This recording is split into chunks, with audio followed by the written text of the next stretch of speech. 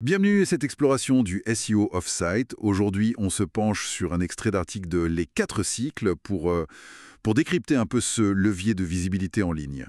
Oui, un levier essentiel. On entend souvent que c'est crucial et la source dit même que ça compte pour plus de 50% des critères de classement Google. Impressionnant. Effectivement. Notre mission, si on veut, c'est de comprendre ce qui se passe vraiment en dehors de notre site web. C'est ça. Le SEO off-site, c'est toutes les actions qu'on mène à l'extérieur pour améliorer la popularité, la crédibilité, la notoriété du site. Le contraire du on-page, donc. Exactement. Le on-page, c'est l'optimisation interne, alors que là, avec le off-site, on est vraiment sur l'externe. Et au cœur de ça, il y a les fameux backlinks. Ah oui, les liens entrants. D'autres sites qui pointent vers nous. L'article insiste beaucoup là-dessus. Oui, c'est comme des votes de confiance, des recommandations en quelque sorte. Mais attention, et la source est très claire là-dessus, la qualité, elle prime largement sur la quantité. La qualité avant tout. Voilà. Un bon backlink, ça vient d'un site qui est pertinent pour notre sujet, un site qui a déjà une certaine autorité. Google regarde ça de très près, la pertinence sémantique, l'autorité transmise, le profil global des liens doit avoir l'air naturel aussi. D'ailleurs, l'article cite une étude de Backlinko de 2023, je crois. Oui, je vois laquelle. Elle montrait que les sites en première position sur Google avaient, en moyenne, 3,8 fois plus de backlinks que les suivants. C'est énorme comme différence. Ça montre bien l'impact, oui. C'est quantifiable. Mais alors, la question c'est comment on fait pour obtenir ces liens de qualité? C'est pas si simple, j'imagine. Non, c'est là qu'intervient la stratégie. Et il faut diversifier les approches, c'est ce que dit l'article. Créer du contenu vraiment exceptionnel, qui donne envie aux autres de le partager, de faire un lien. Le fameux contenu linkable. C'est ça. Mais aussi nouer des partenariats, faire du guest blogging, écrire des articles invités sur d'autres blogs influents. Les relations presse aussi pour obtenir des mentions. Exactement.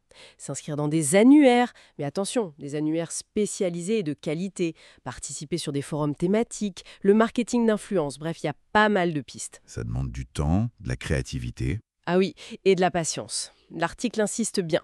C'est un marathon, pas un sprint. Il faut être constant et surtout éthique. Éthique.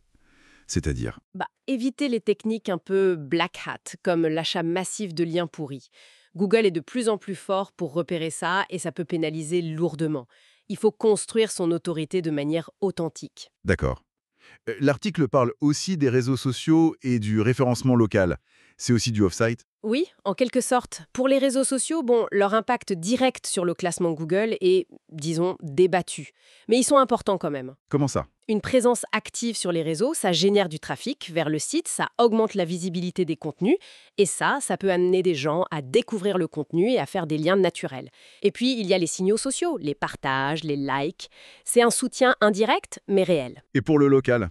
C'est devenu incontournable, non? Absolument crucial pour les entreprises avec une présence physique, oui. La base, c'est d'optimiser sa fiche Google Business Profile. Bien la remplir, mettre des photos et surtout gérer les avis clients. Répondre aux avis, c'est important. Très important, oui. Ça montre qu'on est à l'écoute, et puis il faut veiller à la cohérence des infos clés, nom, adresse, téléphone, le fameux NAP, partout sur le web. NAP pour Name, Address, Phone. C'est ça. Et obtenir des citations locales, des mentions sur des sites locaux pertinents, ça aide aussi beaucoup. On voit bien que tout est lié, en fait. Le off-site et le on-site doivent marcher main dans la main. Fondamental. L'un ne va pas sans l'autre. Un super site techniquement, mais sans autorité externe, il aura du mal. Et inversement, beaucoup de liens vers un site mal optimisé, ça ne fonctionnera pas non plus. C'est une synergie. Bon, on a mis en place des actions. Comment on sait si ça marche? Comment on mesure les retombées? Ah, le suivi, c'est la clé. Il faut mesurer pour adapter la stratégie. On regarde plusieurs choses. Lesquelles? D'abord, le nombre et surtout la qualité des nouveaux backlinks qu'on obtient. Ensuite, l'évolution de métriques comme l'autorité de domaine, le DA, ou l'autorité de page, PA. Ce sont des scores donnés par des outils pour estimer cette force. Des outils comme Ahrefs, SEMrush, Moz? Exactement. Ils aident beaucoup pour ça. On surveille aussi, bien sûr, l'évolution du trafic organique, celui qui vient des moteurs de recherche, et le positionnement sur les mots-clés importants pour nous. Et l'engagement sur les réseaux sociaux peut aussi être un indicateur. Oui, les mentions, les partages, ça compte. L'article suggère un suivi mensuel, ce qui est une bonne fréquence pour pouvoir réagir. Et si on n'a pas le temps ou les compétences? Déléguer cette partie à une agence spécialisée, c'est une option tout à fait viable. Ça permet de se concentrer sur son métier principal. Donc pour résumer, le SEO off-site, c'est vraiment construire sa réputation en ligne, son autorité, via des signaux externes. Les backlinks de qualité sont centraux, mais c'est plus large que ça. Et ça demande de la patience, de la stratégie. Tout à fait, c'est un investissement long terme.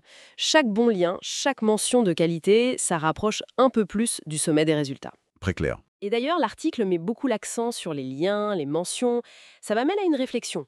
Avec l'IA qui analyse de plus en plus de signaux, des choses peut-être plus subtiles, quelle nouvelle forme d'autorité, qui ne serait pas juste basée sur les liens, pourrait devenir déterminante demain? La reconnaissance d'une expertise, par d'autres moyens par exemple, c'est une question intéressante à méditer pour l'avenir du SEO.